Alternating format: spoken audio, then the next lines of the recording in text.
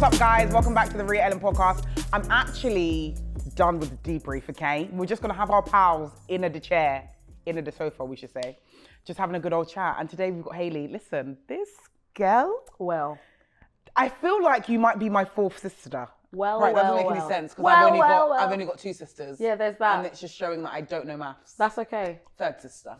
I feel like Hayley's like my third sister because it's too alike. The humor, the energy. You see when she sends me voice notes, I was saying to her earlier, when she sends me voice notes, I have to turn it off because I'm like, it's too much. Gotta breathe sometimes. And same here.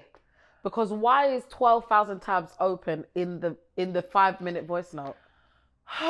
12,000. You gotta close some of them. Sometimes she says things and I'm just like, I can't. And she can sing as well. So when you see when my ADHD, because I've diagnosed myself, okay? Nobody come in the comments. I've got it, all right? She's asked chat. I've got it. I've asked ChatGPT, it's true. And I feel like Hayley is that voice in my head.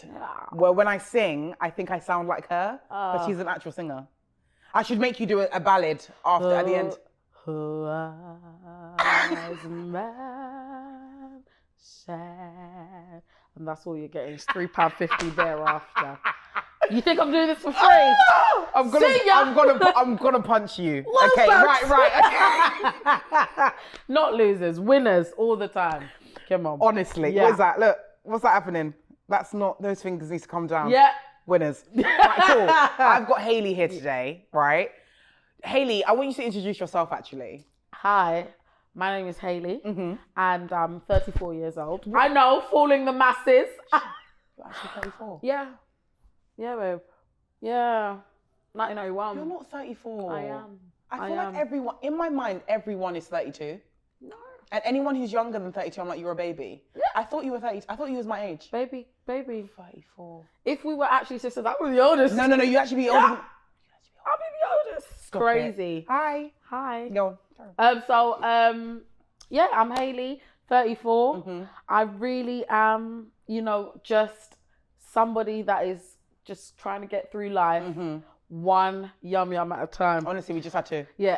2 yum-yums at a time. To line our stomach for the interview. Yeah. So, Hayley has one son, and he's 18 months. Yeah. And I remember when you were pregnant. You what, mates? I said, no, I'm talking to myself in my head. Oh. When you were pregnant, and then you had your son, and now he's 18 months, and that happened yesterday. It happened that you were pregnant. 24 minutes ago, actually. So I actually don't understand where the time's gone. What do you mean he's 18 months and he's walking and he's talking and he's what?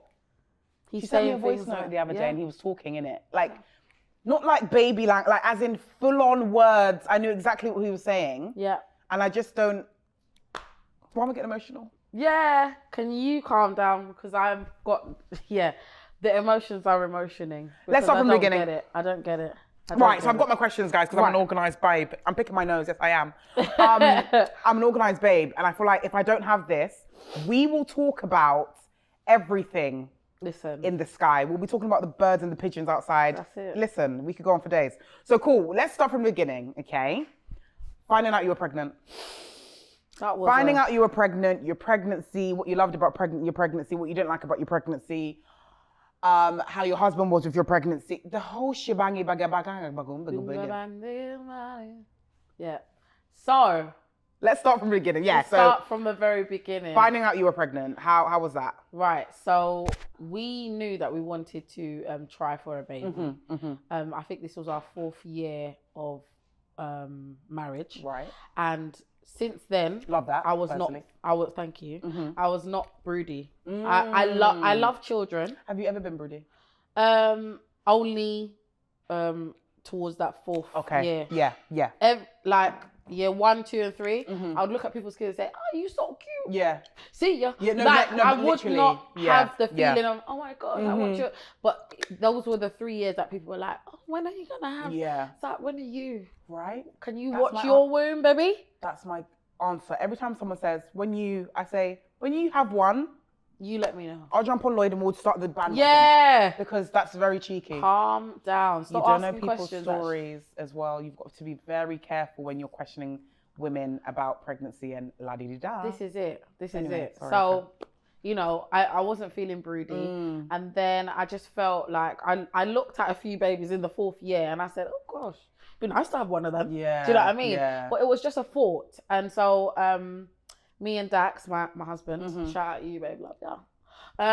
He's a good man. He's a good man, Savannah! A good man.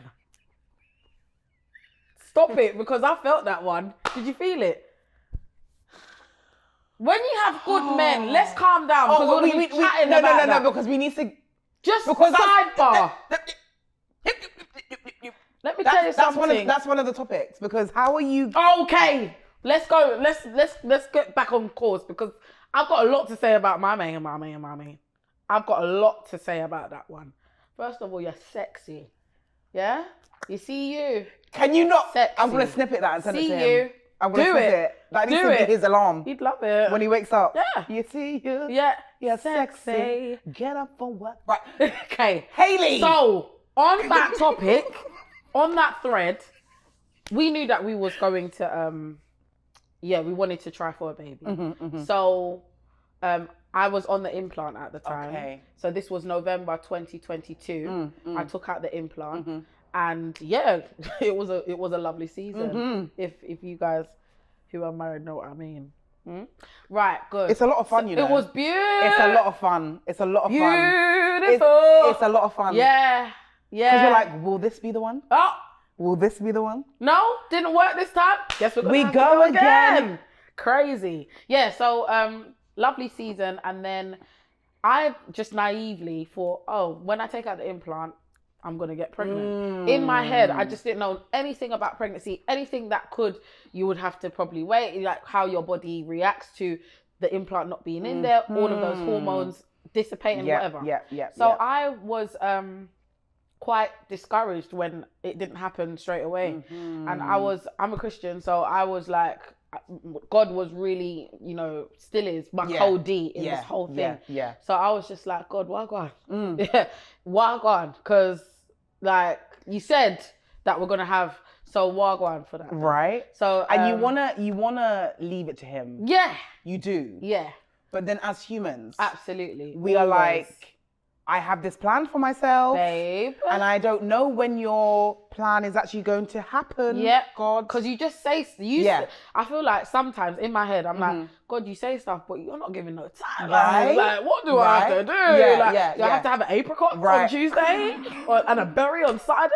Do you know what I mean? Like, so I was in that waiting season. And then I started to get really discouraged when like it wouldn't happen again for the next month and whatever. So then I started, like, I remember one time I was at work and I got really so frustrated because test after test after test being negative, and you start thinking, what's wrong with me? Yes. Do you know what I mean? Yes. And so then I start like, and when you do get pregnant or when you are trying, it is a very mentally draining process for a woman. Right. Like for a woman, it's a very mentally draining process because there's so many what ifs in your head. What if I'm doing all of this and I'm infertile? Right. Do you know what I mean? Right. That is like, anyway. So I was having all these thoughts, getting very discouraged. Then I had to kind of just pull myself together. So I went in the toilet. Because also, sorry to cut you off, but also when you stress as well, that can also play a part with you conceiving. Absolutely. Because you're holding all of that, like, tension. that tension, I'm stressed. Yeah. And that can also play a part. But then it's like, you don't know what it is. You don't know. And some things we cannot control. Absolutely. And as women, like, we're doing everything anyway. Yes. So much things are being done anyway. In so many different ways. Absolutely. And so when you can't control something and you just have to let your body do what it does, it is really hard. It's very debilitating, especially if there are women that are very in control of their lives and whatever. And I like to think, I leave a lot to God, but I just feel like, so this one was like, rah, this is a mad thing. So then I went in the toilet and I was like, you know what? God, you made my womb, so if you want to put something in there, put something in there. Yeah. I'm not dealing with this anymore. I'm not stressing out. You understand? Because I ain't got no time. And there's a mirror in that disabled toilet, and I was just rapping to the mirror. You see this? That's yours. Do you understand? You made it. So what on? Imagine the person in the toilet. I'm done. Just there to do a little wee-wee. Absolutely. And they're like, what's happening next door? Yeah, well, they got an earful that day. So, and worse, it was at work. So I know people on the outside of that toilet were walking past in the corridor and being finished. Like, she's had a day. Yeah, fair enough. Anyway, that was I feel like that was the starting of February 2023. My birthday's in February, and I had a birthday event, karaoke event. I was pregnant then, but I didn't know. Of course. So the week after, my husband used to work as a courier driver for Argos on the weekends. And I remember the day distinctively. It was a Saturday because he was like, "Bun this job, I'm not doing it anymore." I said, "Yes, because my wife is for the weekend." So, yeah, I remember that Saturday morning, we were just in bed napping. Yeah. When I tell you napping, I went to the toilet and I was living in my mother-in-law, shout at you, my mother-in-law's house, and went to the toilet. And when I came back and I was getting on the bed, when I tell you, I felt like my breast went through 12,000 years of slavery. I don't know what it was. And it felt heavy. Yeah. I felt like all of the vibranium was draining towards the breast area. And I cupped one of them. I said, "Dax, this not right. Something not right. What's going on here?" I said, "Dax, something's wrong with my breast. I don't know what it is." And then I started thinking, "Right, boy, what the illness in there?" And I was like, "No, this feels weird." And he was like, "Nah, it's probably just your period. Your period's coming, whatever." And it's like, no, but my period. Women, you see, women. We know. Because I'm the same. When my period's around, my breasts don't hurt. Yeah. My breast, that's not something that I feel. And the thing is, my breasts do get tender, but it's more so not the like nipple that. area. And it's not like the way that it was drained, it was like it was coming down. Yeah. And I said, "Nah, something's happening." Little did I know that milk factory was in active operation. Yeah. So Dax was like, "Just take a test." And by this point, I said, I had already had the rap. Yeah. So I said, "It's not that." And then he was like, "You never know, just take a test." I said, "Well, whatever, fine." Yeah. He gave me a test because we had bits. Of course. In abundance. Of course. So, you know when you take a test. It's always when you take a test when you're not expecting it to say, "Baby girl, baby girl, baby girl." Yeah. So I took the test. I didn't even pee on it straight. I was just so... you're like, what's the point? It's not going to say it's positive. Yeah, so this is it. Put the cap on, put it down. Yeah. I went to sleep. Yeah. I didn't even listen. I didn't listen for no result, look for no result, nothing. Went to sleep. I get a tap. Haley. And I don't like to be troubled when I'm napping. A serious thing. When I'm napping, leave me alone. Because what's happening? Yeah. That you're touching me. Like, is the world ending? Yeah. Is Jesus coming? Yeah. Because I got to put my sandals on for that one. So, tapped it. He was tapping me. And I was like, "What? What's going on?" And he was like, "Babes, look at the test." I said, "What test?" Because I was in the fourth REM. Yeah, because I don't remember taking one. Is it math? I don't know. Yeah. So, he was like, "Babes, the pregnancy test, look at it." When I picked up that thing, Rhea, I saw the faintest line. I said, "What in the world?" What? Yeah. I said, I'm a mama and you are a papa. Oh my God. I said, and it was Dax who found out first, actually. So I was just like... Look at God, man. When you don't expect it, and I was... Can you chill? Can you... Just shut up. Just stop it. And stop shouting. Rolling his eyes all the time. Here you go again. Rap, he was like, "Oh, here we go. Here we go. The baby's already in you." Oh. And here you are shouting at yourself in the mirror. Exactly. Felt dumb, first of all. And then, like, we were just in shock. How beautiful. We were like, "Oh my gosh, this is crazy. It's about to begin." And you know what? I feel like God knows how, like, the person that you are and how he orchestrates things is so beautiful because he knows that I'm a very communal person. I don't think I would have wanted to know by myself. Yeah. I feel like I would have wanted to know with Dax there or somebody, a loved one. Do you know what I mean? Yeah. So I was just so glad that he got to find out first. And the fact that he was home. Babe! Do you understand that? As in, usually he's driving around in his van. But he was home. He was home. He said, that day, he said, not going. And I said... Because my wife's pregnant. That's a real father. Yeah. That's a real father. That's a real father. Yeah? Fathering even before he's a father. Yeah, I love that for you. So yeah, we were just like smiling. Oh, I love it. And it was our little secret for a few weeks. Yeah. And we were just looking at each other like, and like when I would do certain things, we'd be like, yeah.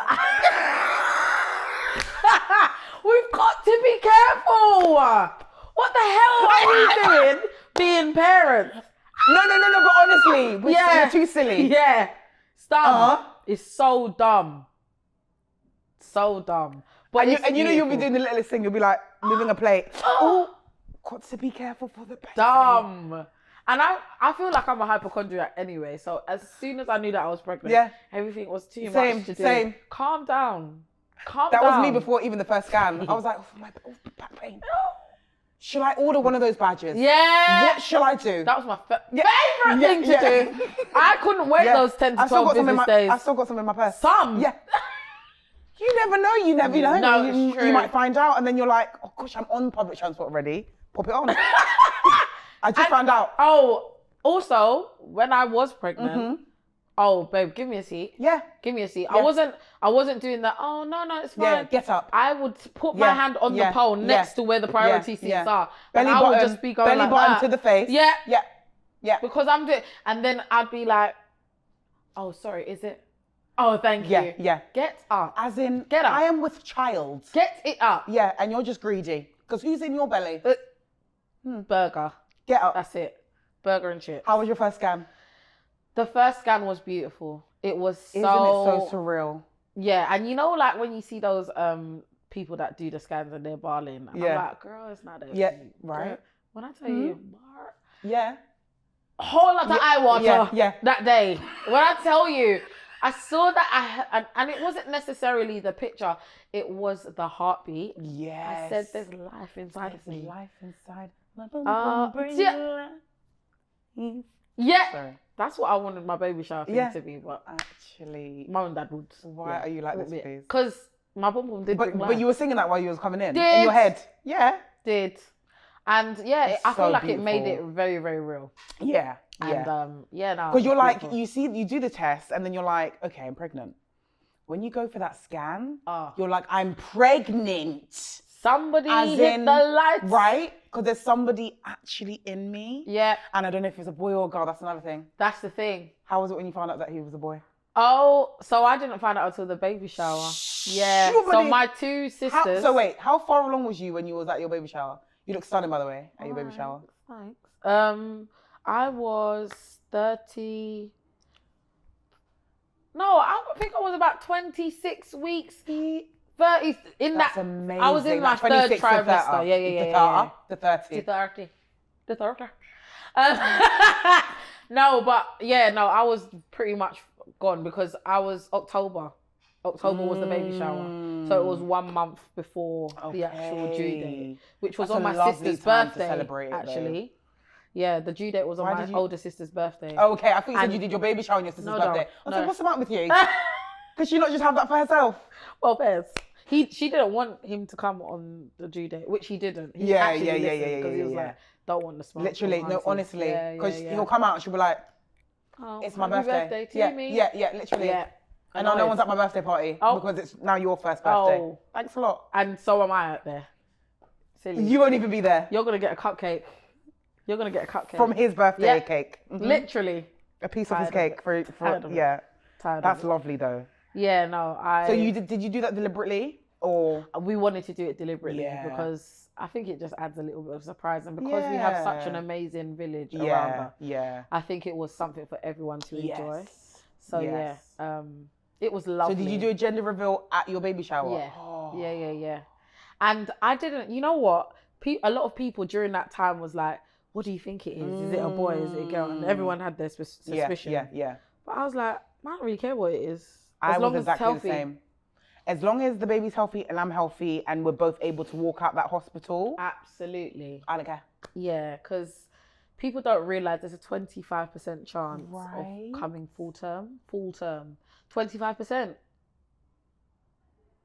And if my maths are correct, 25% is equal to 1/4 of 100%. Yes. That's crazy. That's dumb. So I am so grateful. That's not even labor. That's not even giving birth. That's just pregnancy. That's just getting there. That's just the baby growing healthily in your womb.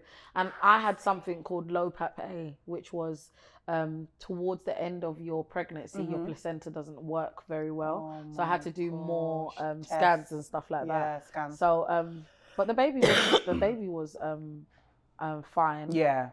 But then that's another thing that you're worried about. Yeah. I also was worried about, did you do that scan where to check if the baby has Down syndrome? Yes. In that 12 weeks, yes, let alone before your first scan, you're thinking, is that baby growing okay? Is everything all right? Right. That's when the mental gymnastics start. Yeah. And I went through it. Yeah. I didn't say anything out of my mouth, but I was very much in my head. Yes. And it was terrible. It was so draining. And that first trimester anyway is a joke. It's not the tiredness. Dumb. As in you could be awake then asleep. In seconds. And imagine. And life doesn't stop. Yeah. That's the thing about when you're pregnant. Yeah. You're not, I feel like sometimes people assume that as soon as you find out you're pregnant, you're on maternity leave. As in the day that you check, okay, I'm pregnant, you don't go to work. As in life doesn't stop. Do you know that women are doing so much things and then you don't want to even pay us the proper statutory maternity? Right. You better get out of here. Who do I need to speak to? Sick and tired of it, actually. You need us. Yes. You need us. It's crazy. As in some women aren't. Anyway, if we start talking about this, my armpits are going to itch because when I'm irritated, my armpits itch. So please, let's not talk about it. Because I went through it. I had to go to work early. Sick and tired of that, actually. I'm actually done with you. So, first trimester, how was your first trimester? Do you know what? It was the trenches, as you said. Very tired. What the heck? My face dried out a little bit. And then before I knew that I was pregnant, I didn't get any nausea, vomiting. Yeah. I got some nausea, but I didn't get any vomiting. Yeah. And so before I knew that I was pregnant, I was attending after school because I work in a school. Yeah. A school leaver, so the year sixes came back for a little. Oh, how you doing? Whatever. Yeah. I had a smoothie earlier on, and it had those little smoothie makers. My husband got me one for Christmas. I put banana, strawberry, what I normally put. And then I said, let me put a dash of spirulina in it, just for the green foods health. Excuse me. When I went to that school leavers thing, I said, give me 1 minute. Throwing up in the toilet. I said, what is this? Oh, no. What is this? It wasn't the spirulina, babe. It was pregnancy. Right. So then Did you know you were pregnant? No, I didn't know. I had to leave early. I said, guys, it was so nice to meet you, but I'm not well. Yeah. Sick and tired, vomiting all over the lanyard. Embarrassing. I even had to stop the Uber and say, you know what, I've got to vomit in the snow because it was snowing. I'm sick and tired of me. Sick and tired of me. It's silly. It's so silly. So yeah, it was the I'm not trenches. I'm not doing this with you. And because I can imagine those students like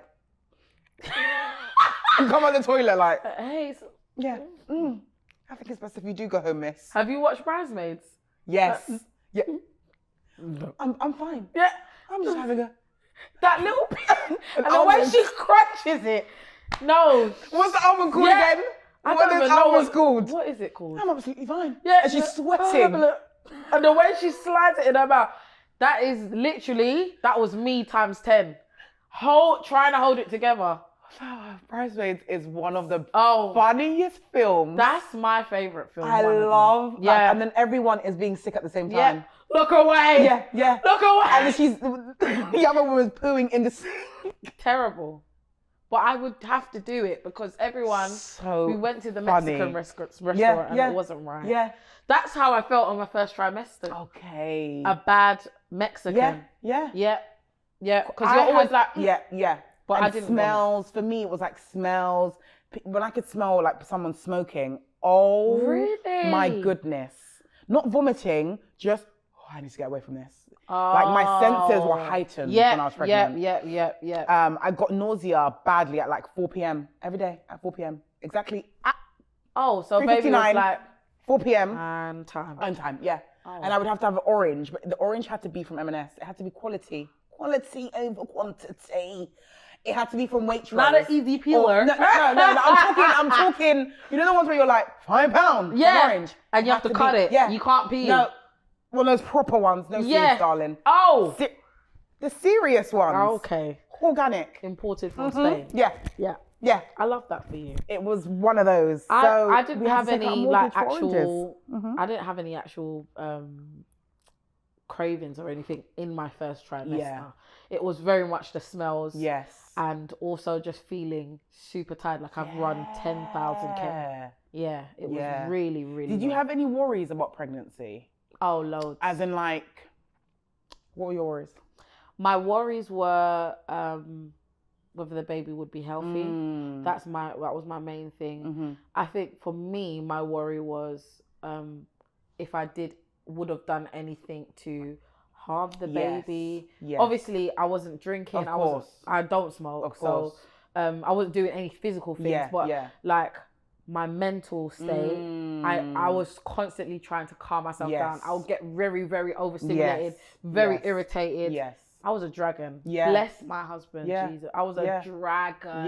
Yeah. Because I was just like... Emotions are so up and down. Yeah. And I've now realised through pregnancy, I think, that when I'm anxious, I get very easily irritated. Yes, so do I. I have a short fuse. So, And so it's something that I've learned to watch. Yes. So when I'm feeling anxious, I need to calm myself down. Yes.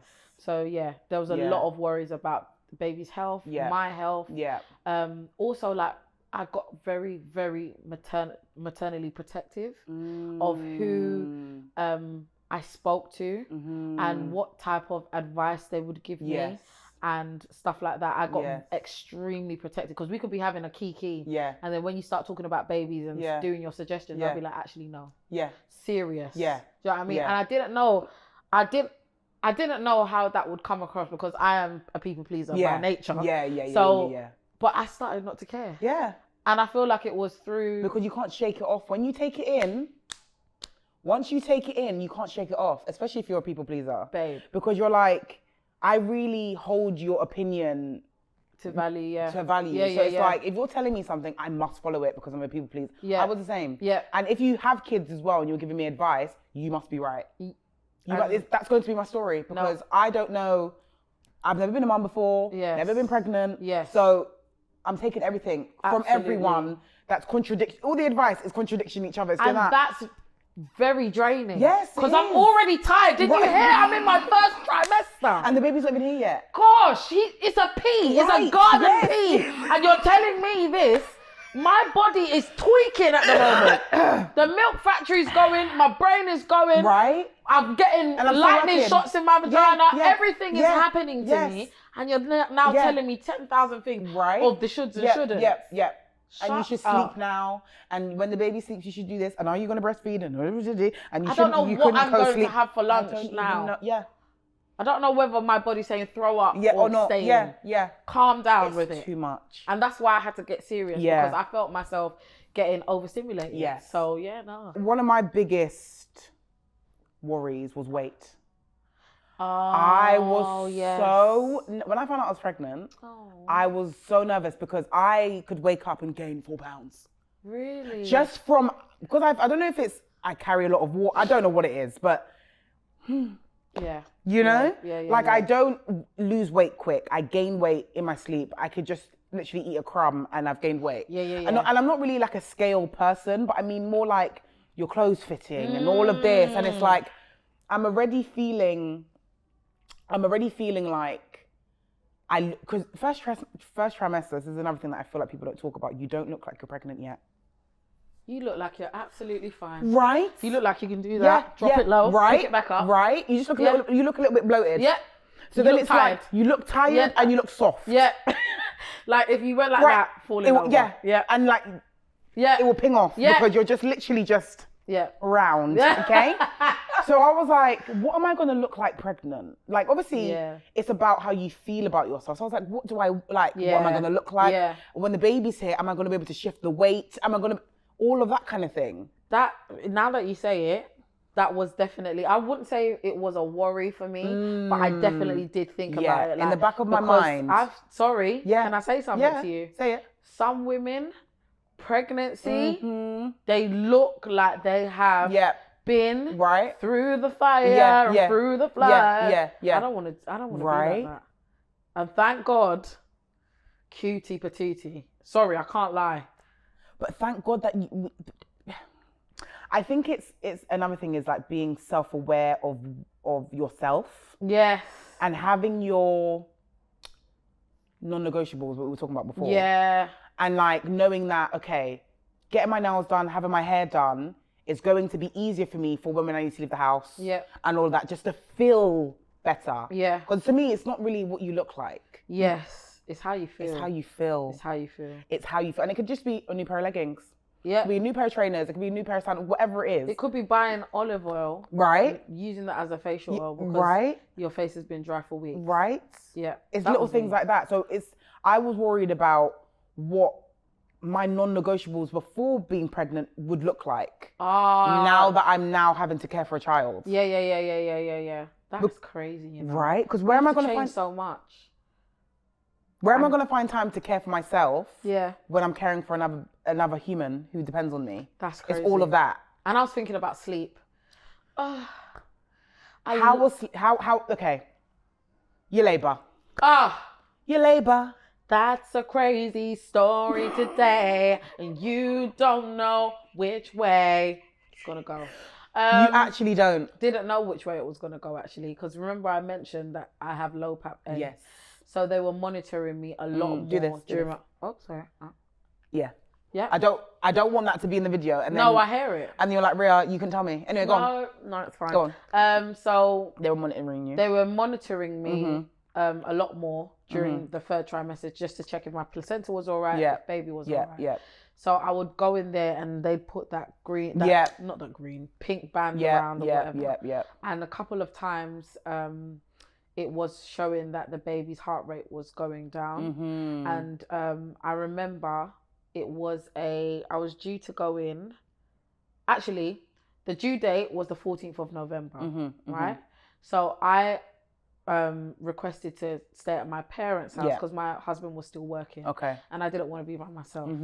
So shout out to my beautiful friend Kalila. She was my doula throughout the whole thing. Oh, lovely. She did my birth plan, everything. And my last few days of staying by myself, I was cleaning up and I wasn't feeling very good, like mentally and everything. And I was just like, I felt quite alone. And she called me and she was like, how are you feeling? And I just started crying. Of course. And I was just like, I'm just folding clothes and I just feel like, she's like, I'm coming. Yeah. She dropped everything and she came. Lovely. When I tell you, she gave me a belly massage. She brought all of her essential oils. We walked. We did all of the things. Yeah. And I felt a few what I thought was contractions. Yeah, because also, what is that? Dumb. Don't know the difference. Right. Yeah. And you know, people are like, oh no, that's Braxton Hicks. Yeah. Darling, that felt like a wave of contract. But the crazy thing is, when you're closer to your due date, babe, that's not Braxton Hicks. Yeah. What is that? Small? It's labour. Oh. It's early labour. Is it? Because that was me. I was like, Braxton Hicks. Especially with my second, I was like, Braxton Hicks. So shame on you, Francine and Stephanie, because you man was cussing me out, saying, oh, why are you coming 1 week early? That was because I was actually having early labour. Okay, I can't... See ya. Hold on a second. Wouldn't want to be ya. The fact you took what I just said as like it was 100%. Yeah, no, I'm not qualified. No, but you know. No. You've been through it. No. I'm taking your word. Stephanie and who? Francine. I can't suffice for that. Babe. Don't listen to her. Anyway, for me, I was assuming it was Braxton Hicks and the baby. The baby said, I'm on my way, darling. No, but I felt him. I felt him. He was down. Yeah. Very down. When they drop. Oh, jeez. It feels like they're doing that. You have to. Yeah. It feels like they're doing that on your bladder. That's what I'm saying. Dude. Yeah, literally. Like, boom cat. Like, what? Do you know what I mean? So after that, went to my parents' house for. Do you want your water, by the way? Yes, please, a little. Yeah, because I'm thinking you haven't had any water, and coffee is It's draining on the tongue. But what you had wasn't actually coffee. Yeah, I mean. Lloyd is actually doing work over there. Did I just twist my ankle getting up? Did you hurt yourself? Did you hurt yourself? Do you know what I think it is? Yeah. You know, sometimes when you have, we can cut all of this up by the way, but you know, sometimes when you don't have like a proper shoe on. Is this not a proper shoe? Not this one, not this one, but like the one I had on yesterday. I don't feel like it was tied properly. Oh, okay. You know, it's like, was it a trainer? Yeah, but it's not like keeping my ankle in. Oh, because you're a Hoka, babe. Is it Hoka? Oh, Hoka. That's Can you get yourself a pair of Hoka, please? No. They're on sale though these days. I need to also be on the teacher salary for that. That's such a Hoka. Hoka is such a teacher trainer. Got bills to pay. It's actually a teacher trainer. And the Samba and the Hoka. See ya. All of them are wearing it. And I'm like, oh, September. It's alright, Lord. What was I even going to say? But you can cut it out. Sorry. Anyway, go on. What was I even going to say? Right, you were saying labour. Yes. So checking you over. You said your doula came over because you were feeling lonely. Yeah. He gave you a belly massage. All of that. Yeah. So I went the following few days after for a week in my due date week. I stayed at my parents' house because my sisters were there, my mum, my dad was there. Yeah. I remember going to a scan on the Monday, and that's when the baby's heart was dropping and doing all of the stuffs. So they were closely monitoring me, and they said, "Did you have to stay in?" No. Okay. They said to come back on Sunday, just so that we can check because they wanted to induce me. Okay. I did not want to be induced. It's good that you didn't. I was induced. I was too. Didn't want to be. But you was. I was too. So my induction was for the 17th. And I didn't end up going because I didn't feel anything happening. So I just said, don't irritate him. Don't piss him off. Yeah. And then so they called me on that day, and they were like, I was back at home by this time, I believe. And then they were like, oh, you didn't come for your induction, so you know what happened? I said, well, the baby wasn't doing anything. Yeah. So. And you lot forced me to do a date anyway. Yeah. Like they were like, we don't want anything like, you know, I don't want to say it just in case anyone's triggered. But you don't want the worst to happen, all of that. Yeah. And I was just thinking, you're trying to scare me. Right. And I'm not going to be scared. Also, you don't know my God. I have a very big God. You don't get it. Yeah, you don't get it. And that's okay for you. Because you're going by scans and what it says on the test. We believe another report. Okay, thanks. See ya. So yeah, no. She was like, well, you can come in today. I said, oh. Really? Because you were hoping they would say next week. Yeah, like. There's nothing happening. And I'm not ready. The hospital bag was packed. I don't think I'll ever be mentally ready though. Like, and it's very like, because it was the third trimester, everything is so sudden happening in your body anyway. Just another thing was just like, please. You're throwing me off. Do you know what I mean? So we ended up going and I thought it would just be another scan like that Monday. But something in me said, babe, just pack that hospital bag. Put that bag in the thing. Just in case. Ended up staying there because the obstetrician did another scan on me and they said, we're a bit worried at the baby's heart rate and stuff like that. We want to monitor you further. So you'll be staying until you have the baby. I said, oh. This changes things. Yeah, so... As in I'm not going home? Not going home. And when I am, I'll have him? Oh, okay. As in I'll be leaving her as a mum? Wow. Yeah. So we stayed there. So that was the Sunday. We stayed there for, I want to say like just over a week. Stop it. Just over a week because of... Of course, you're monitoring. Yeah. So But how did that feel? It was hard because hearing the baby's heartbeat drop and then all of that stuff, you obviously are your first time mum. You don't know what's happening really. And also I didn't want to be influenced by the doctors. Of course. And because I feel like some of them, they want to scare you into... They do. Because you're literally it's a quick just C-section. another... They want you to just, they want to just book you in so that... Because another thing is, if you don't have a C-section. Yeah. Find you a bed. All of these things. Like, they just want to book you in so you can have the baby and leave. And come out. Yeah. They're thinking discharge. Just a number. Yeah. How can we discharge her? Yeah. So, yeah, I just went in. We were scanning a lot and whatever. And then I think on the Tuesday, the Monday, contractions were mad. Oh my and God. Did they induce you? Or that was just natural? No, they didn't induce me. Just having natural contractions. Having natural contractions, but they weren't far apart enough or whatever. Yeah. So on the Tuesday, they induced me. And when they induced me, I thought I was gonna... I was finished. You see, Finished. You see, when they induce you, I said... It's Yeah. You can't even describe it. As in, it's like... It's the most uncomfortable feeling. I'm trying to think of what it's like. It's like being on a train and they keep telling you to jump off the train, get on another train. Yeah. As in, like, the trains are back to back, back to back, back to back. And you've got one leg on, one leg off. Yeah. As in, I haven't even caught my breath from the last contraction and there's another one coming. I feel like mines were not as, they were quite quicker, but they weren't as, they weren't back to back. Yeah. Mines were strong. They were intense. So when it came, I was debilitated. You can't speak. Yeah. I remember one time I was in that robe and I looked mad. When I tell you I looked mad, you know when you want to look cute for your little, and everyone, I see girls with the braids in and I'm just like, they got their fresh labour braids. Me. I had my bonnet on, I had my green jumper, my comfy jumper on, and I looked like I was going to prayer meeting and a sleepover at the same time. When I tell you, at one point I had my hands on my hips and I was like, no. No! I said, Dax, get somebody, we need a drugs. And I wrote on my birthday plan, no drugs, I want it holistic. I said, scrap all of that. Every drug. Give me the drugs. Crush them and put them in a coffee. What's that drug that they put in your side? It was with a P. No. I can't remember it, but that thing, that made me have a nice, sleep. I couldn't sleep.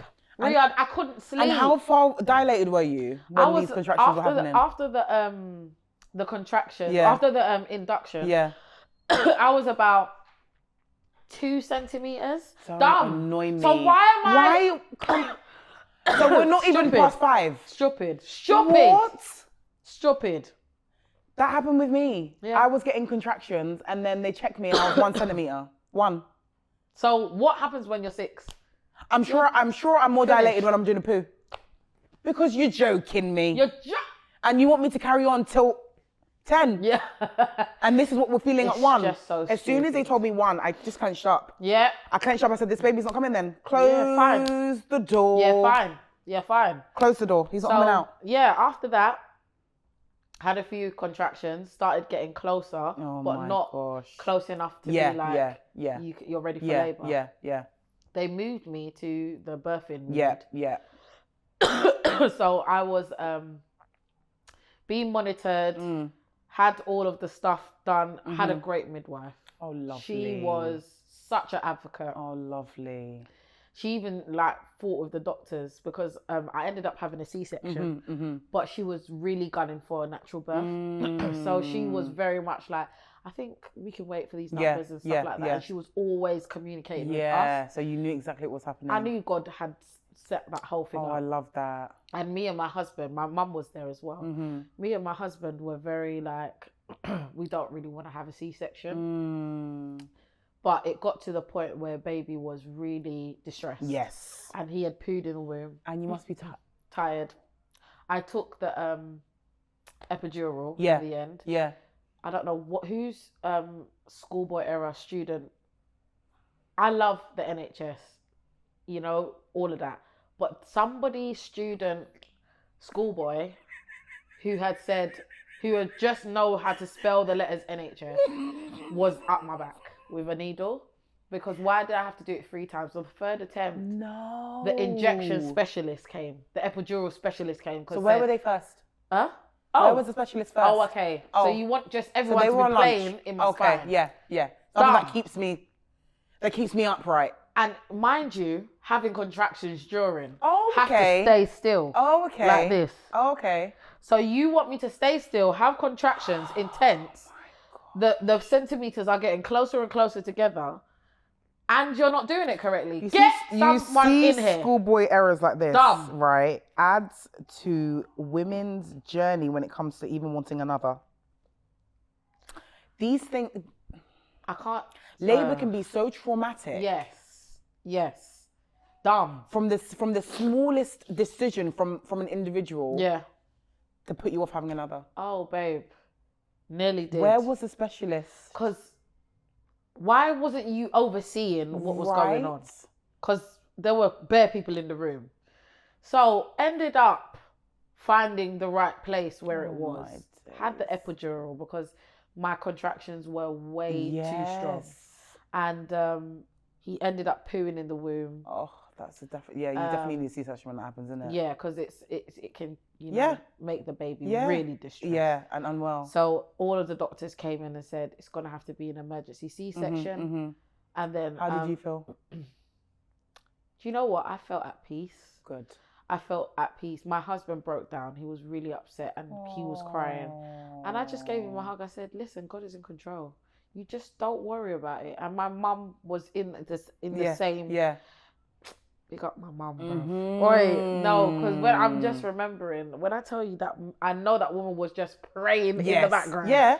So, and I know, like, to see your child in such distress, mad. That's a hard thing to do. Right. So, no, she was a soldier all throughout. And I think she kind of crumbled when she was out of the room. Of course. So because when you see your mum fall apart, you're like, something is bad. Something is happening. You know what? Forget it. Just forget it. Actually, I'm going home. Yeah. Yeah, he can stay in here. See ya. Yeah.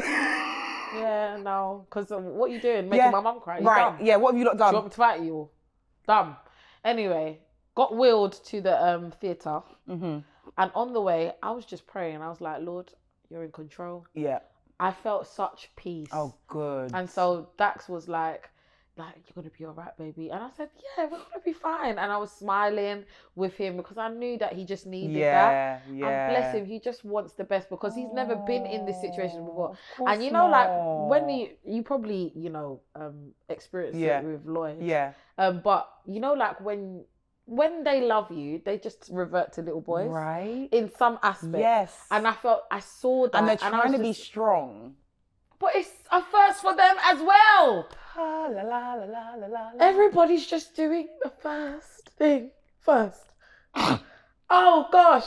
Can you get rid of that? Scary. As in, everyone is.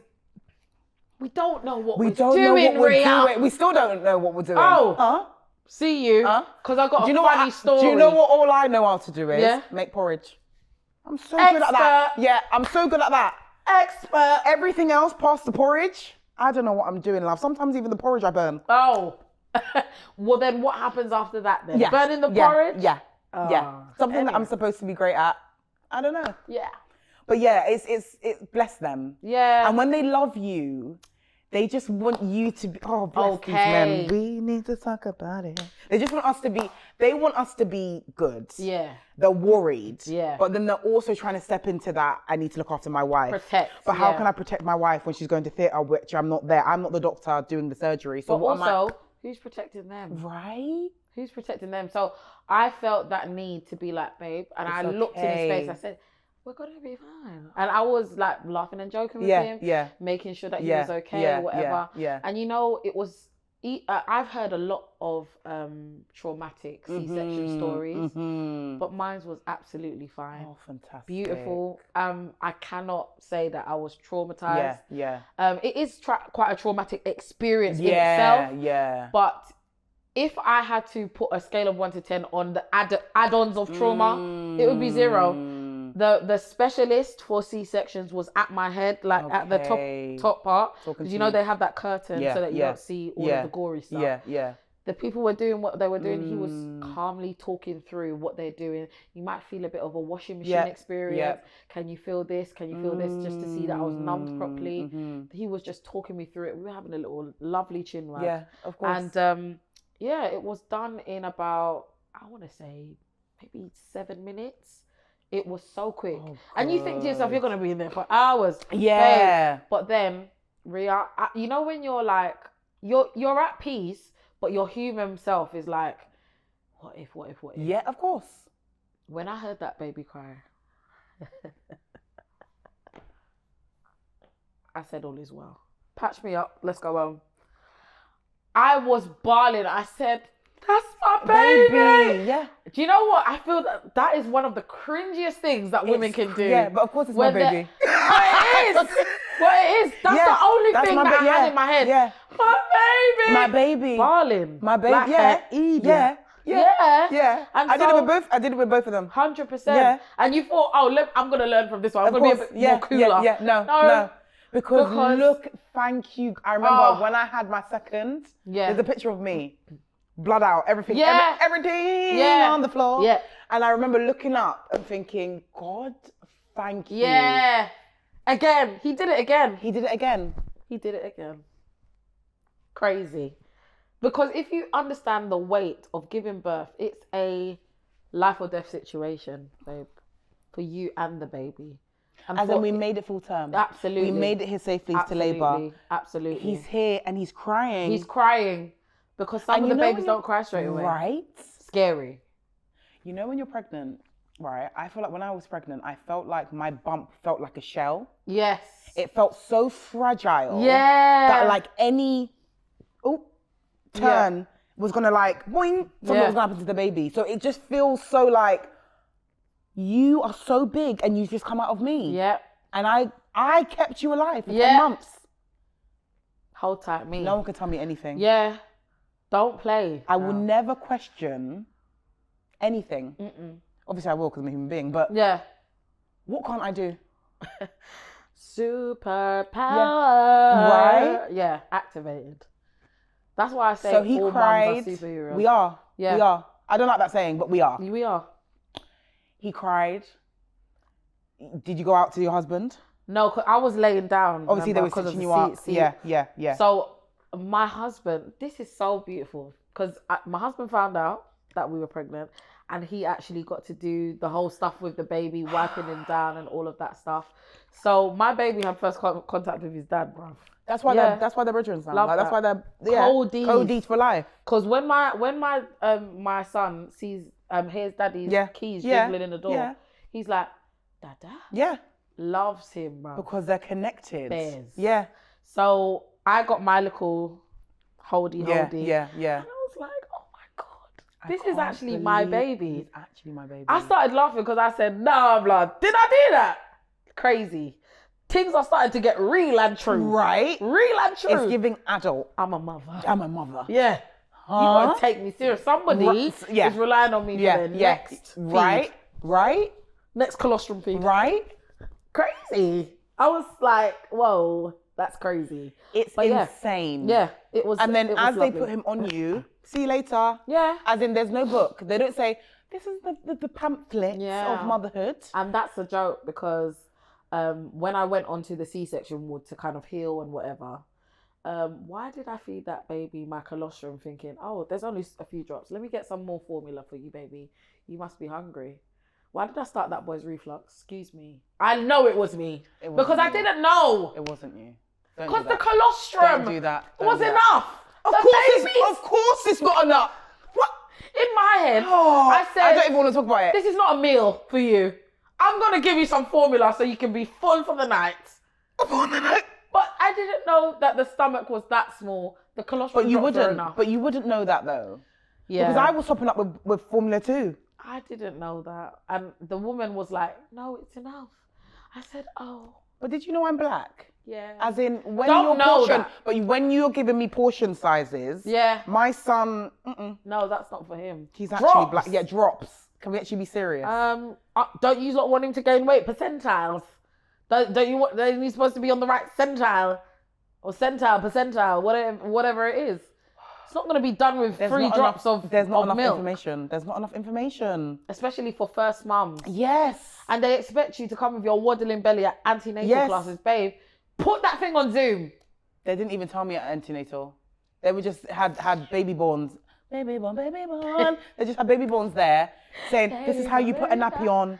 This is how you do this. And I was just like, bro, I need the real gritty. Yeah. I feel like tell me when my milk is coming in. Yeah. Tell me what that means. Yeah. What do I do? What do I do? What do I prepare for when What do I do when my nipples are cracked and all these things and Yeah. And also tell me that breastfeeding isn't the be all or end all. Tell me that. If I get onto that, I'm going to be here forever. How was breastfeeding? I hated it. Yes. Speak it. Hated it. Speak it. Hated it. I love the bond. Of course. But I felt like I wasn't producing enough. So then I started getting annoyed because I was like, can't even produce nothing for your baby. And you know, postpartum, I feel like, I'm not talking for everybody else, I'm talking for myself, but a lot of women face postpartum depression. I feel like postpartum depression is a spectrum. Yes. You either get for longer, it comes and then it goes. Yes. I don't feel like I feel like every mum experiences it. They do. Because them baby blues were bluey. No, because it's a lie. Bluey. Oh, you know when people... Sorry, my head top is gonna... You see? Bluey. I was down in the dumps. Right? Down. As in dark room, facing the wall. Elijah. No one turn the lights on. No one. Who's breathing in here? Yeah. It's far too much noise. Exactly. Everyone. I do not believe in. But you see, baby blues. I feel like it's a ploy to make mothers feel like it's just a little blue, just dark blue, and it's just a phase. No, it's not. For some people, they're still going through it. Their child is free. Because they didn't. So what are we calling that then? What are we calling that then? Because we're not calling it baby blues. Indigo. Probably.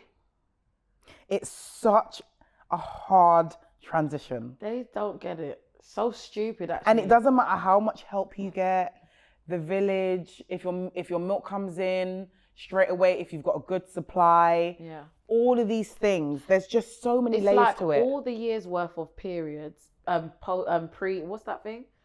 Before your period. PCO. No. You know that thing, that emotional thing that you... PMDD? Yes. All of the years that you've had a period. Yes. That is that. Yeah. That moment, those moments. Yeah. That is that. Yeah. Literally, all of the period PDMDs that you've ever experienced in your life. Yeah. That is how you feel. Yeah. And you don't know when it's going to end. When you've got PMDD, because I get PMDD. Yeah. When you've got PMDD, you know, okay, the week before my period, okay, cool. Once my period comes, once the bleed begins, I'll be fine. Yeah. When you are in I get it. When you are postpartum, there feels like there's no light at the end of the tunnel. Nothing. No hope, no light, nothing. And you're just like, who am I? Yeah. I've birthed this baby, but who is Rhea? What does she look like? I can't even remember, because you have to remember you're pregnant for a very long time. You're pregnant for 10 months, right? Yeah. So that person in that 10 months is a different Rhea. Yes. Okay? Yes. So the Rhea before I conceived, who was that? I can't even remember her. Oh, God. Because I've been pregnant for that long. Yeah. Yeah. You have the baby, they put the baby on you straight away, you're a mom, everyone expects you to know what you're doing. Yeah. And then you have to navigate what your relationship with your husband looks like. Is there something to throw? Right. And then we're exhausted. I don't even know what day it is. I look a mess, I stink. Healing. Have I even showered? Healing. Oh, C-section wound is still healing, so I can't even bend down. Right. But you expect me to have... Oh, see ya. Tired of it, actually. I'll never forget, there was one day... Crazy. Well, it was one day where he was days old, and he was sleeping next to us in the cot. Mm-hmm. And he would wake up every, I want to say, 15, 20 minutes. Yeah. And... bless him, not his fault, but we had the system going, like the bottles and everything like that. I remember something in the system, maybe it was the water, something didn't work that night. Yeah. And it takes one thing for you to just go off the damn rails. Because you're Exhausted. Your body. You're exhausted from the pregnancy. Yeah. Then you've done that labor, which was a week, basically. You was basically in labor for a week to then be told you need to have a C-section. Oh. Then you have the C-section. You're healing from the C-section. Now you're back home. But no one told you what back home looks like. Oh. Someone came to my house, a midwife came to my house. And did checked nothing. The things there. Oh, that's fine. Yeah. See ya. Get out. Anyway. And then the nights happen. And you know when the sun used to go down? Dun, dun, dun, dun, dun, dun. The dread that I used to feel. I used to be like, another night. Yeah. They want me to, who's they? Yeah. They want me to do another night. They do. Another one of this. And last night I had 2 hours sleep. Oh. So how much sleep are we going to get tonight? 20 minutes. And it literally could 21 just seconds take, ago. It could literally just take me not being able to do up my 90. That will throw me off the edge. Oh. The button won't do up. Barling. Can I not get anything right? Yeah. And that's what I experienced. Something didn't go right with the bottle system. Yeah. And I remember I was feeding him by my breast, so the bottle needed to get thing. Yeah. Bless Dax, he was trying to sort it out. Yeah. And I was like, I just can't do this anymore. He's not even latching on. Yeah. Brother, he started crying. Yeah. I started crying. Yeah. And you know when you're just looking and you're just thinking, is it going to be like this forever? Right. Because I can't do this anymore. I don't think I can do this. Can't do it. And I understand completely why some mothers' mental health goes declines. out all time low. Yeah. And they start doing things that they would never even think to do if they were in their right mind. Because you're not. It's so hard to navigate that place. And then some people are doing it alone. And your hormones are out of whack. I'm not talking like you got the coil, you got the implant out of whack. Right, I'm talking, pick up, let's start again. I don't even know what's going on. Like, I feel like I'm losing my mind. Must be the reason. Right. Like, come on. Yeah. Finished. We're all and then finished. the loneliness that you feel when your husband goes to work. Because why are you going? I need help. Why did it only have the paternal thing for 2 bloody weeks? What is that? The paternal... the paternity leave. Thankfully, Dax got a month because he used some of his annual leave. But what if he didn't? And also, what is even 4 weeks? What is even that? 4 weeks? And do you know what? I remember my mum saying Is he going to be 3 by the end of it? Get it? Oh, gosh. I need help. I remember my mum saying to me that they don't need to take the paternity leave when the baby is newborn because the baby sleeps. All the baby does is sleep. Do right? They? No, but they do. You know what I mean? Like they do. What are they doing during the day? Really, nothing. Okay. Like that. You know when you need that help? You see when that 6 week, 8 week hits and you're finished. As in every vision that you have is through blurry eyes because you're so tired. Overwhelmed, tired, you've got a headache, have you even drank water? The list goes on. Yeah. That's when I need you in the yard. Because I'm worried. I'm worried about what I'm going to do to myself. Delirious. And then I'm worried about the baby. Yep. Because it's like, I'm not in the right mindset to look after this baby. And then you're going to work. And now I resent you. Yep. I resent you. For actually having to being able to step out. It must be nice to step out. Must be nice. As yourself. As yourself. Nice. Like when Dax goes to work, he's Dax. He's not daddy. He's Dax. Or anything like that. Yep. And then you're at home with the baby. Yep. And I'm just like, constantly. What about what I need? Right? What about what I need? Even when basic things like showering. Basic hygiene. Basic. Rhea, that would only happen like twice a week. Right? And I'm not even that gal. Yeah. Man does it with the Dettol. I used to look down at, I remember when being pregnant with my first day, I'm thinking, have you not showered? Like what? Like, have you let yourself go like that? As in at the end of the day, I'm saying to Lloyd, have I showered today? I don't even know. Flicking through the schedule. Literally. No, it's for... No, Tuesday. Yeah, Tuesday was the last time. Was the last time I washed my bum. Terrible. And the thing is, you've got so much going on. But you know what the good thing about it is that I learned that I can do really hard things at once. Yep. 12 hard things at once. Because Yep. I'd have the baby in my hand. Yep. And if the bottle's down there, I'm picking up the bottle. And I'm all with a C-section, still healing. You know? And I said, brother, I got to put out the clothes. Yeah. My baby's on my, you know those little things. Yeah. I was putting out the clothes. I was doing the things. And those are the sort of things that kind of made me feel like, you know what? I'm gonna be Things are getting a little bit better. Yes. Do you know what I mean? Yes. And the little bonding time where you just look down and be like, right, boy, there's a baby there. Right. And like everyone's asleep as well. Like, it's like in the middle of the night, everyone's asleep. Yeah. And it's just you two awake. Oh, God. And it's just like, I'm not going to get these moments back. No. Although you're in the trenches and you're like, I actually don't know when I'm going to sleep next. This is beautiful. Oh. The connection, girl, don't even do it, girl. Yeah. Because I'm a thug. Yeah. I'm a thug. No, honestly, I'm a mother, but I'm a thug. It's so beautiful. Oh my gosh. It's so beautiful. My favorite times were when I would, because, I'll be doing the singing sometimes.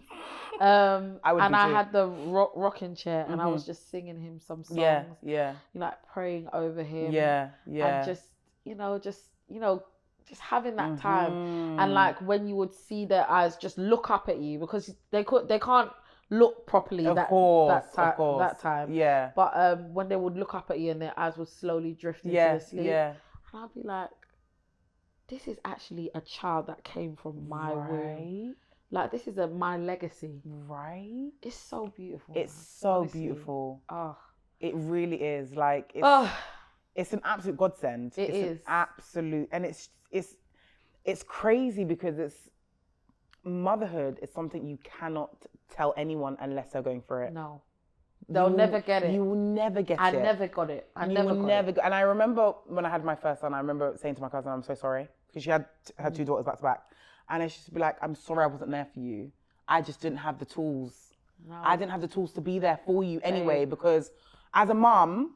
You know what another mom needs. Can I say something though? There are some that, as for me, I'm you. Like I didn't know. But when I tell you there are some people who do not have children. Yes. Shout out you, Sam. Shout out you, Sam. Because when I tell you, Samantha, she was round my house when that thing was healing. She smelt me from the door. And she took that baby, said, go and do what you need to do upstairs. That's lovely. And she had me, she cooked me food. Oh, and that's what you need. Like, when those 0 to 6 months, she was there every week. She was there we don't live close to each other. And when I tell you, I would never, ever, ever, ever, ever forget that, the fact that I was able to just sing. And sometimes, like when he was older, he had passed 1. Yeah. I remember one time, I was by myself and I said, Sam, I am very sick. If you can you come and look after your nephew? Yeah. She said, I'm going to be there. You go, stay upstairs, have a nap. I've got to go by this time, but use that time to do what you need to do. And that's why, like, I am so grateful to God for the village that I have. Yes. That, as well as a load of other people. His godmothers. Yes. Oh my God. His godfathers.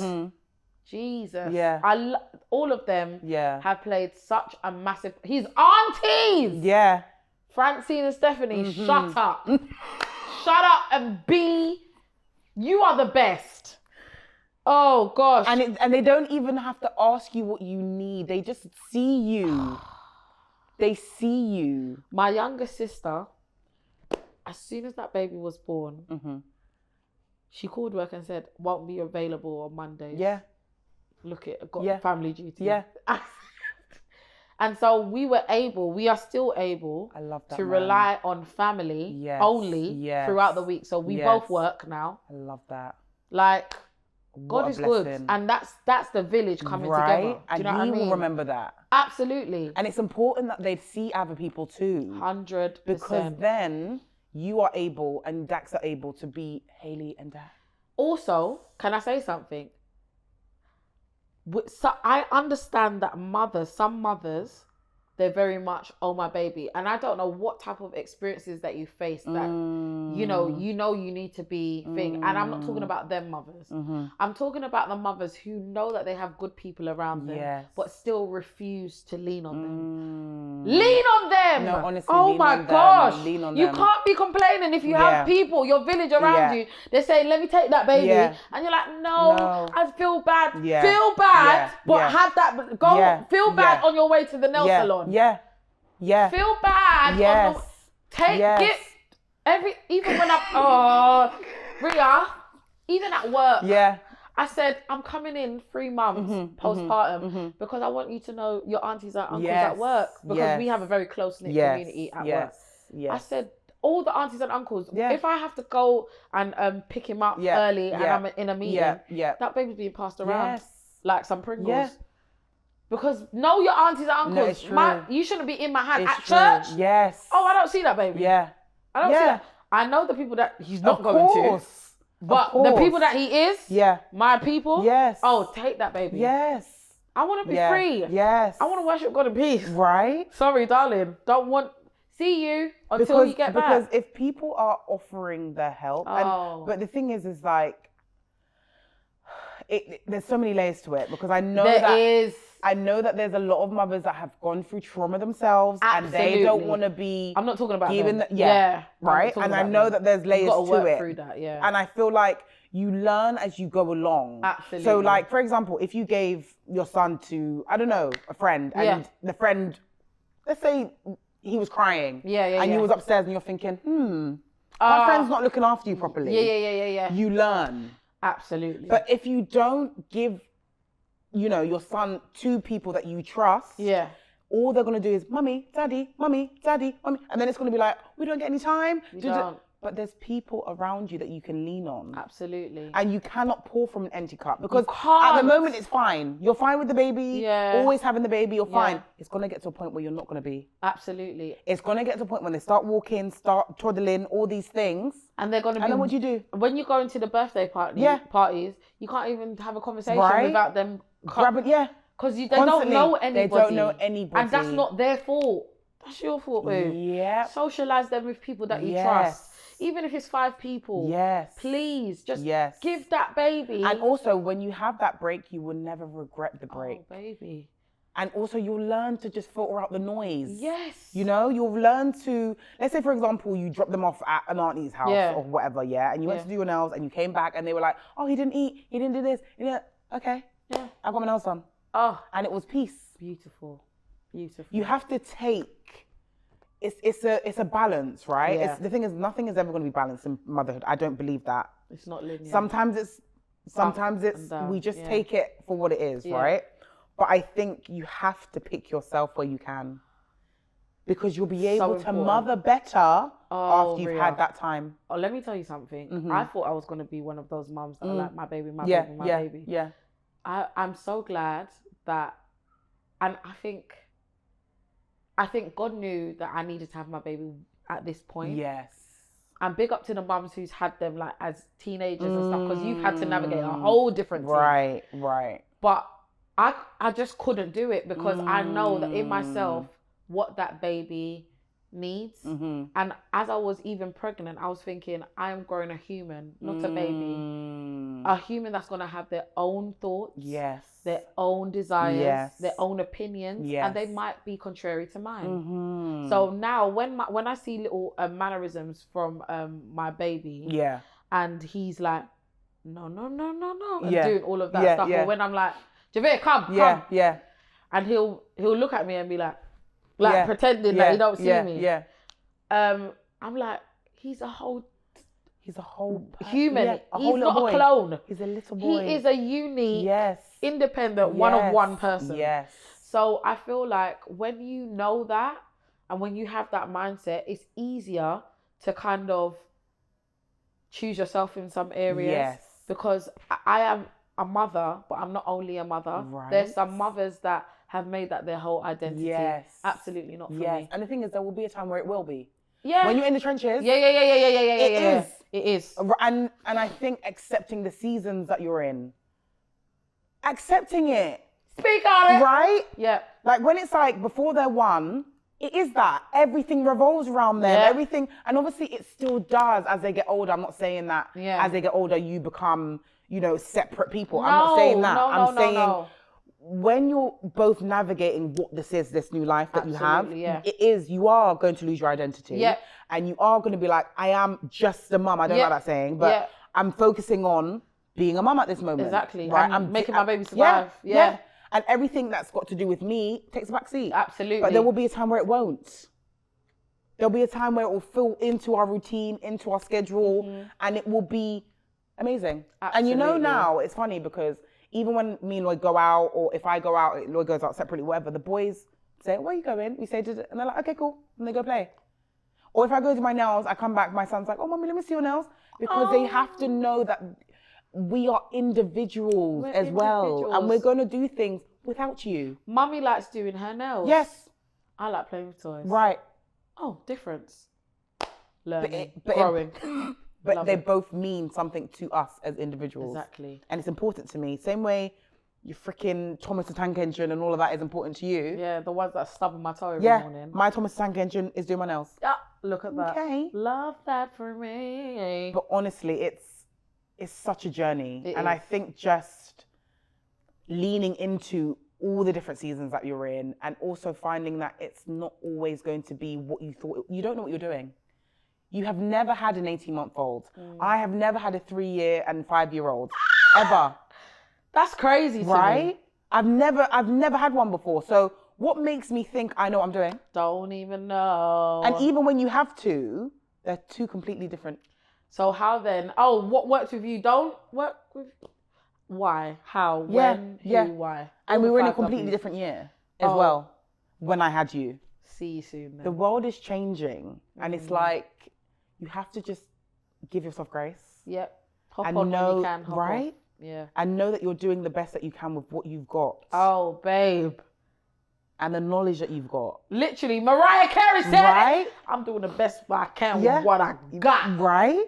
And I'm telling you, I felt that. Yeah. Because what else can you do? Yeah. And all you can do is when you do realize, okay, I made a mistake there, take an ownership for it. Accountability. Like when I do something with the kids, I shout at them, I bark at them, then I'm like, sorry about that. And I apologize to the kids because I'm also a human being too. I'm also learning. Exactly. And I'm also having to look at myself and be like, raw, I'm overstimulated. Yeah. Yeah. I'm angry because my annual leave didn't get, Yeah, authorized. Nothing to That's do got with nothing to do with you, babe. And I'm sorry. But that's being self-aware. Yeah. And you're not I love self-awareness. For me, I'm not going to be able to be a good mom if I'm not self-aware. Exactly. And that's what's going to keep your boys out of therapy when they're older. Right, I hope so. See you. I hope so. Yeah, because... To be honest, they're going to go to therapy regardless. Why? Because I feel like it's important. Even if things are true. good. Working through your emotions. Talk about it. Talk about it with someone who doesn't know. Yeah, it's true. No, because when we talk to each other, it's like we're quite biased, right? Yeah. You need someone who's a bit like, actually, you were wrong there. Yeah. Fair enough. Therapy for the wrong reasons then. Go like on a Saturday because you feel like talking to somebody. Do you know what I mean? Right. Like a supportive kind of. And then be like, oh yeah, I wrote some notes. I'm enlightened. Right. I'm just going to use that moving forward. Right. Not, you know what, my mum shouted at me when I was 3 and she didn't say sorry. Yeah. That's been with me for years. Yeah. And no, I don't want to be that mum. Right. And I don't think we will be. We because won't be. the self-awareness, I think, is a starting point. Yeah. And I think you need to be self-aware, not only with yourself and your children, but yourself and your partner. Because... Talking of partners. Oh. Let's talk about them. Oh, my man, my man, my man. Yeah. Yeah. Do you know how much...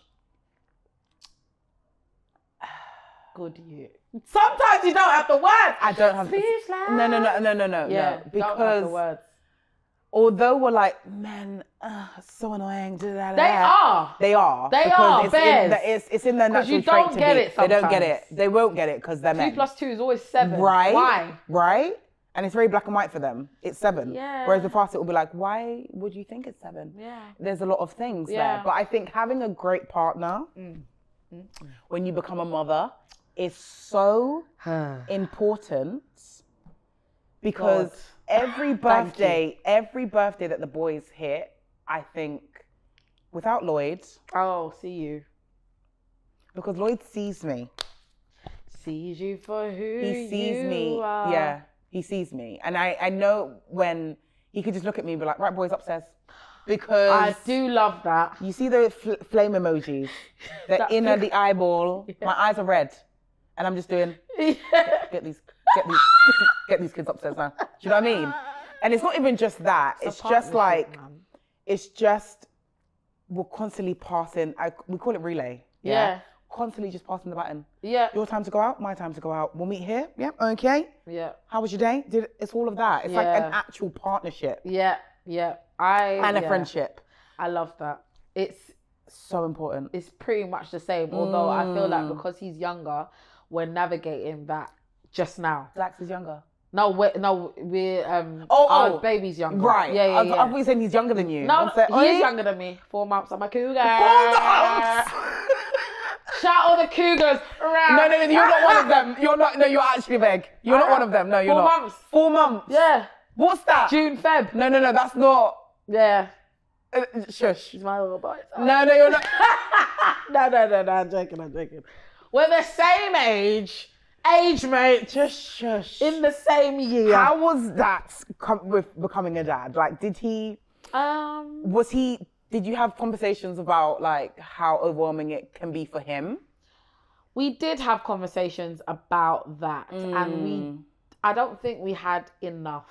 It was a lot about me, and that was because of right? Yeah, that was because of it being his first time, and also, his dad passed away when he was quite young, so he is in a very different disposition. Yes. In terms of thinking about fatherhood. In his head, it's like, got to do it. Yeah. Plodding on. Yeah. That's what he always said, got to plod on. Yeah. And I feel like the emotional aspect of him, like being a father and everything, naturally, just from what he's had to learn, is pushed to the back. Yeah. And it's like, what do I need to do to be there for you? Yes. And whilst that's beautiful, I was thinking, after postpartum, we started like really drifting. And I was just like, this is because we didn't sort those things out from before. Yeah, but how? We didn't know. Always just learning and growing. But the one thing about me and him is that we're not going anywhere. I am somebody who needs time to process things, and he's very much like, let's sort this out now. Yes. So same as Lloyd. We've learnt to kind of make our communication the focal point. We don't get it right all the time. Of course. But we talk a lot more. We talk through everything a lot more. Yeah. And there are some things that we both know, that's just going to be you forever. Yeah. And that's just going to be him forever. Yeah. And learning to navigate that, especially in love. Yes. And for the best interest of your partner, that's hard. It is. When you have to think about another child as well. Right. So, like in terms of like him being a father, he stepped into the role with so much ease. Yeah. But again, I was always quite conscious of like the emotional side. Yes. And now that he's 18 months, he's a little bit older, they can do a little rough and tumble and stuff like that. Yeah. Like my son's slept over his grandma's house last night because we went out. Yeah. And he was like, I miss Javi already. Oh. And you can see those little flecks of like, and when they interact with each other, he's like, with their boys, but the gentleness and the love and everything. Yeah. I just love seeing them together. It's beautiful. It's so nice. It's a new love though, isn't it? Yeah. Like when they become dads, you're like, wow, you're even sexier than before because as in a father. Legs open. Right? For you. Yeah. As in you are providing us with the love and the... You're a provider. As in... You're not only providing for me. Yeah. You're providing for the family. Right? Big man in a dish. I love it. I love it. big man. And it's such a blessing because. And I just want to say, like. And they know what. Sorry to cut you off. Yeah, go on. I feel like it's also lovely because they know what we need. They know what we need. They really do. I'm just so glad that I married well. Yes. And realizing that it is, I feel like in that first few weeks of the postpartum, I could only think about myself. I was very selfish. Yeah. I could only think about myself. Yeah. And I would get really resentful at, the same things like him going to work, him, quickly stepping out for something or whatever. Yeah. Because I'm like, why can't I do that? Yeah. Do you know what I mean? Yeah. But when things started to kind of be a little bit more like reality based, I kind of like looked at different perspectives. Yeah. I was kind of coming out of the clouds. Like we had a few conversations and like we were talking about it just being our first time. Yeah. And it was always going back to that. Yeah. So I think we were able to have grace for each other. Yes. In those seasons. Yeah. And I think now I think we're just quite a well-oiled machine when it comes to things. And it's always like he's learning emotionally because the emotional support and everything, like he wanted to give it so much. But when you don't know how, because you've had to let that be at the back because you're needed so much physically. Yes. That was hard for me and for him. Yeah. So we had a conversation about it and I said, you know what? I feel like with our next baby, I think the way that we've communicated and what our needs to each other, I think this is going to be a lot more easier to navigate the first few months. It is. I think checking in with your partner and not always thinking that if something's going wrong because we're not on one accord. Yeah. We're not always going to be on one accord because we're two different people. Yes. Do you understand? Yes. So, and we've grown up wildly different. Yes. So in terms of me having emotional, I had that because my family provided that for me, all of that stuff. Different for him. Yes. You understand? So, and the way he's also needed, women as well. Babe. It's different. It's so different. They're wiring. Yeah. It's like they're learning Pythagoras theorem. Yeah. But emotions. Yeah. Because they're like, what the hell is that, man? Yeah. Get on with it. Yeah. Do you know what I mean? Because even when we find out we're pregnant, we're already checking them. I'm a mum. Yeah. But it for them, I feel like hits them like 4 or 5 months of the baby being there. Yeah. Where they're like, rah, I'm a dad. Yeah. Do you know what I mean? Because they don't know how to be there for the baby because especially if you're breastfeeding and they've got to go to work, what does that look like? Like, how can I be there if I've got to go to work and you're breastfeeding? And it's like, they don't want to be in the way either. Because that's another thing where it's like, we both became parents at the same time. Yeah. But as mothers, we're expected to be like, boom, boom, boom. Yeah. Know exactly what we're doing. Yeah. Know where the nappies are, know all of these things, his schedule to eat, all these things. So they look to us, especially when we're, strong women before we have the babies. Yeah. They look to us for the answers. Yeah, and you end up becoming the default parent. Right. And that's where resentment sets in. Yes. So I started, I'll never forget this. Oh, Rhea. When Jabby was about 3 months old, so he's still a small baby. Yeah. Like I had a lot of, thoughts to kind of just like let him be a dad. Yeah. Because it was for a few weeks. I was like, no, you got to do it like this. That's the worst thing you can do. That's the worst thing. But we all do it. Hard not to. Because do you know what you're doing? I don't know what I'm doing, but I know more. I think. Right. And also, but who told me that the way I do a nappy is better than how you do a nappy? Is it on? Satan, actually. Is it on and is it keeping the period? Yeah. And if it's not, we'll learn. Oh. Because we're learning. And growing. Because we're on a journey. Oh, it's the journey. Tired of it. So I said, you know what? I'm going to clean the house. You give him a thing. Or do you want me to do it? He said, babe, I got this. Yeah. Gonna give him a top and tail wash. Yeah. You know what a top and tail wash is? Yeah. In the basin. Yeah. Wring out the rag. Yeah.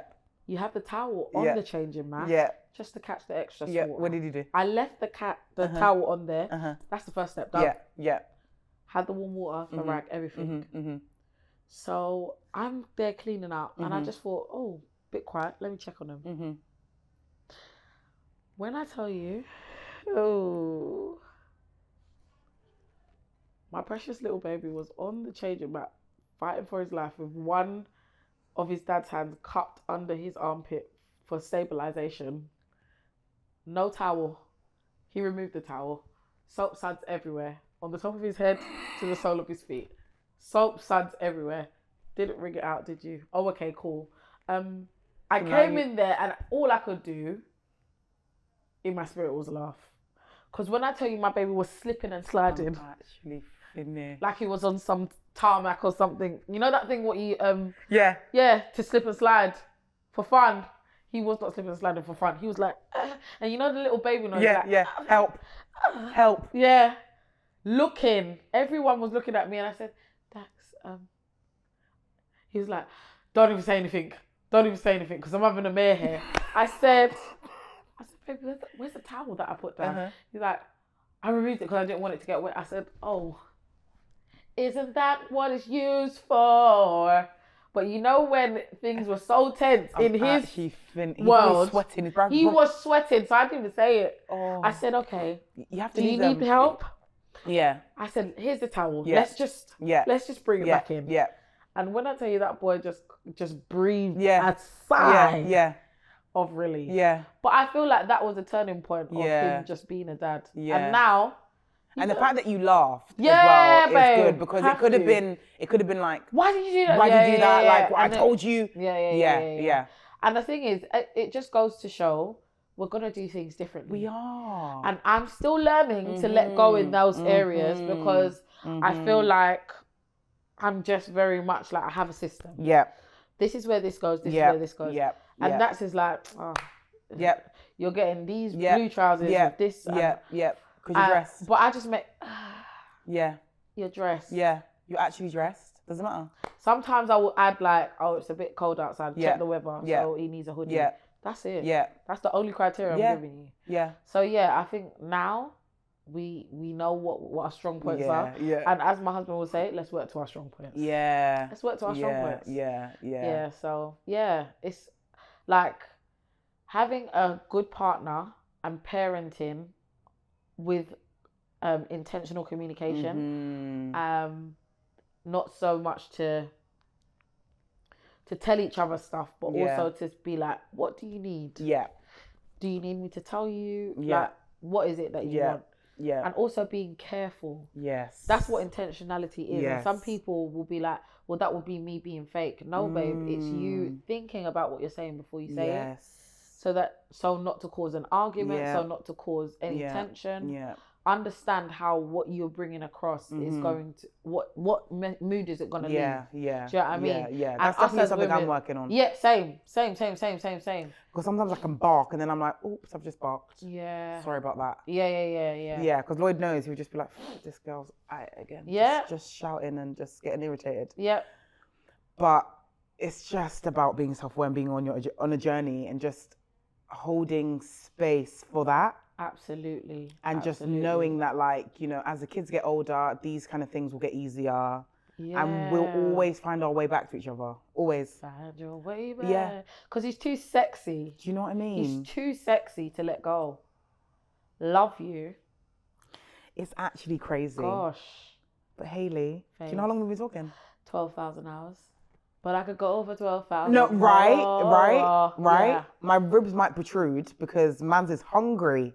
But that part as well. Thank you so much for coming on. You're so welcome. No, it's been a journey. It's like the cameras aren't even here. Like we're actually having a lot. It's. I'm so excited for this to come out. It's just going to be amazing. But honestly, thank you so much for coming, Hayley. You're so welcome. We will come back because I feel like as Jav gets older, we need to talk about him being 2 and 3 and 4. Huh? All of them. Because what is happening? Don't know. It's crazy. And he's only going to get bigger. Right? That means the covers are going to be big. Yeah, I'm more confident. I'm more confident. Yeah. To be like, the boys say to me, Mummy, wait. I tell them to do something, put your socks on, Mummy, wait 1 second, we're doing something. And then me, like the stupid. I sit and I just wait. Are you guys ready now? School gates are opening. Yeah, no, literally. Are you guys ready now? And I always said I'd never be that mum. Yeah. But sometimes they need They do. some time. They do. And I can't be teaching you patience if I've got none. What's that all about? Wow. Because you know they'll be telling me to do deep breaths. Yeah. When you're barking, they're like, oh, mummy. Deep breath. That would piss me off even more, you know. Right? But you have to do it. And I taught you that. Because it's modelling the behaviour. Yeah, I taught you that. It's crazy. It's crazy. But honestly, thank you. You're welcome. Thank you. Thank you for doing this. You're too funny, man. You kill me. Same. You guys, I hope you guys have been cackling because Hayley, hey. But guys, it's been a Rhea Ellen. Sorry.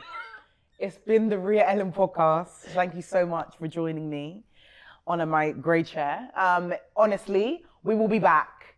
I'm trying to stay consistent, people, on this platform, but hey, it's so hard. It is. You're doing a great job. You are a mum of 2. Thank you. I can't believe it. And listen, mum of 2. You're a mum of 2. You're a wife. I'm a wife. And you are a content creator working full time. But you know what? The gift and the talent that you have, I will just say, thank you. It's gonna make room for you. Thank you, Hayley. Thank you. And yeah, man, keep doing what you're doing. And the fact that you've made it here from the chats that we were having on WhatsApp. Wow. The circumcision chats. Right. See you soon, hun. See you soon. All of that. Crazy. And the fact that he's now 18 months. What a blessing. It's beautiful. You did it. Yeah. We did it, Joe. No, but you actually did it. I did. In the midst of feeling like, what's going on? Yeah. He's 18 months. Didn't do a half bad job. But I hope you bought yourself. When he turned 1, did you buy yourself something? No, but I did have a really good nap. No, but you need to actually gift yourself something. I think I'll. Do you know it's a mum-anniversary? I call it a mum-anniversary. Really? Every milestone that he hits, it's a mum-anniversary. Yeah, maybe I'll go on holiday this year. Yeah, tell Dax. Dax, if you're watching this, Hayley needs a gift. Yeah. I'm not talking push present. I'm talking a Javi present. Okay. Because maybe he some actually new trainers. Open toe. Oh, she needs open toe. Breeze. Because she said that she needs the crevices of her feet to be. I can smell laced them. with the brute. No. Put it down. Thank you, guys. It's been the Rhea Ellen podcast. Sayonara.